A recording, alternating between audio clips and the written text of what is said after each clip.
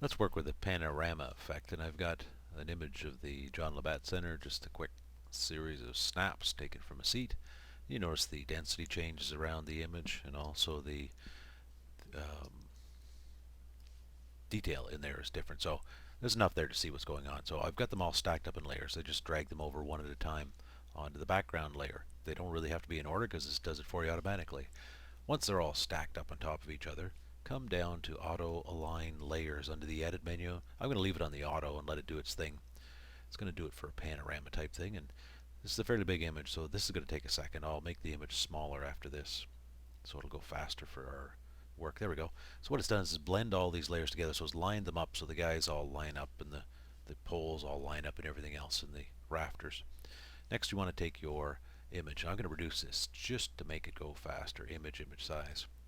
It's coming in at 118 inches. Let's make it 20 on the long side. Let's keep it at 72, the camera default, just so it goes faster for the final panorama. Now, when you do your own, you can make it quite large. It'll take a lot longer to actually work. So now what I'd like to do is take it down just a touch. There we go.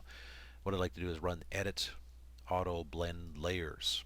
We're going to leave it on the panorama, not the stack images, although you could stack the images, but not going to.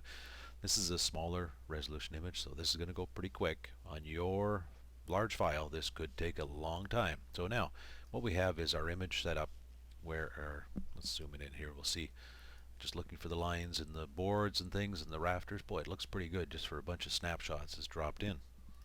Now I'd like to take this image, and I think I can flatten it at this point. I'll come in and I'll flatten it down just to one layer. And you notice how we got the white up here at the top and bottom. You could crop your image out with cropping, but let's try the content aware. I'm going to grab the magic wand tool, and I think I can get all that white in one go. There, all the white, all the way around, just for fun. Let's see what I'll do. I haven't tried this yet.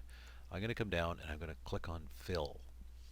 And in the Fill feature, I'm going to use the content aware drop-down menu instead of the foreground color, background color, whatever. I'm going to say OK and let it do its thing. Let's see what it's going to do. Look at that.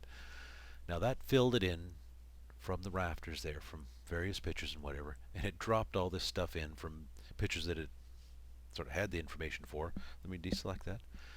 That is pretty fine. So we've got our image filled in properly to fill the frame, and it looks pretty good all the way around.